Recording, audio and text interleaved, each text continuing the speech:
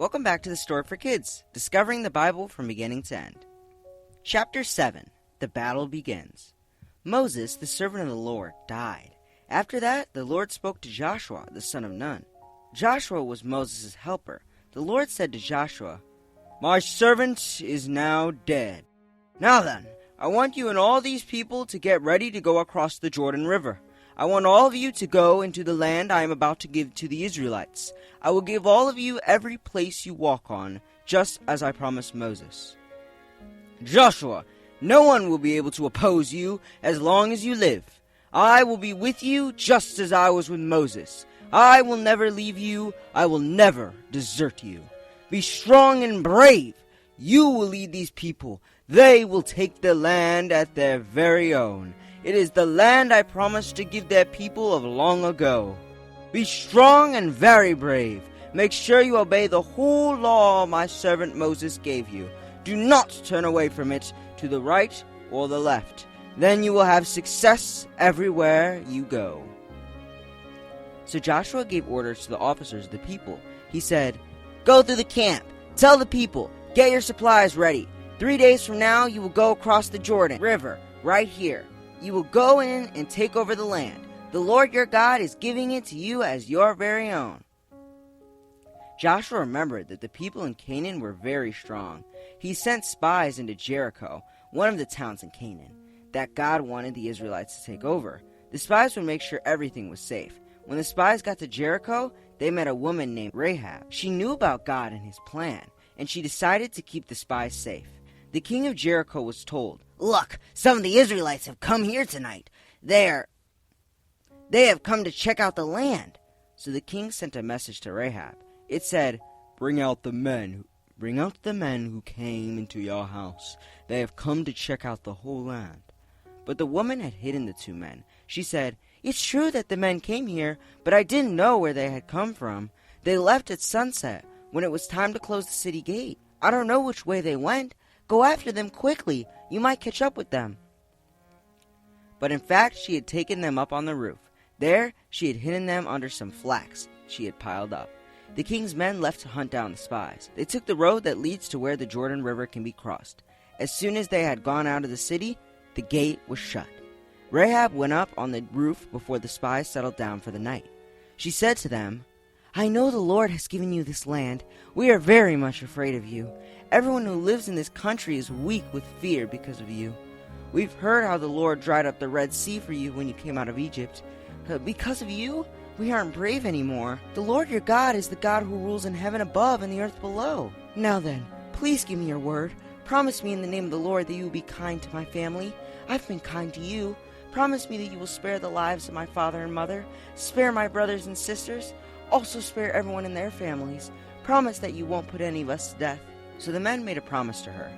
"If you save our lives, we'll save yours," they said. "Just don't tell anyone what we're doing. Then we'll be kind and faithful to you when the Lord gives us the land." The house of Rahab lived in was part of the city wall.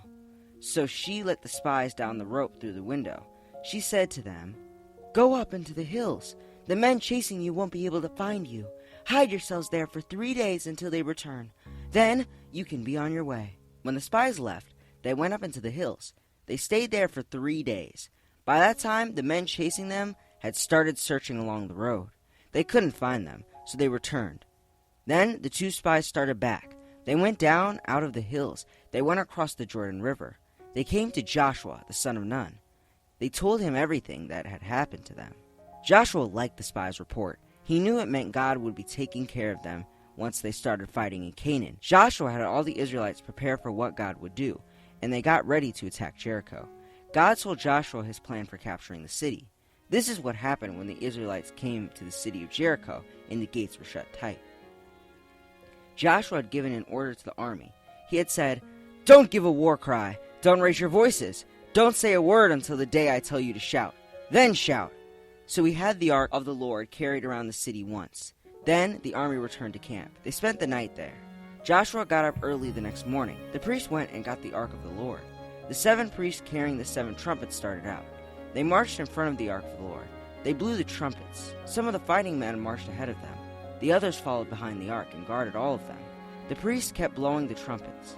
On the second day, they marched around the city once. Then the army returned to camp.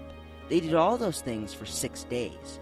On the seventh day, they got up at sunrise. They marched around the city just as they had done before.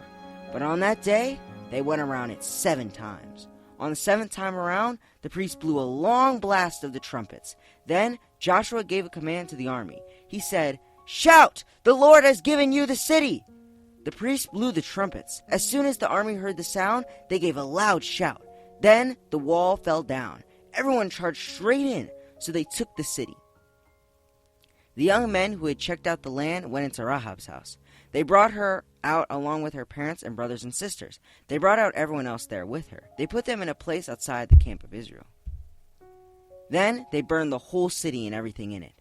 But they added the silver and gold to the treasures kept in the Lord's house. They also put there the things they had made out of bronze and iron. So the Lord was with Joshua, and Joshua became famous everywhere in the land. After the Israelites attacked Jericho, they continued to fight. With God's help, they captured many cities for the Israelites to live in someday. Joshua and his soldiers got rid of the sinful kings and people who lived in Canaan. Joshua gave the captured land and cities to each of the 12 tribes of Israel, so the people had a place to live. The Israelites were finally living in the promised land. Discussion questions. Do you ever feel like everyone is picking on you? What can you do when that happens? Number 2. What was the last time you helped someone? What did you help them with? Do you think it is important to get something in return when you help others?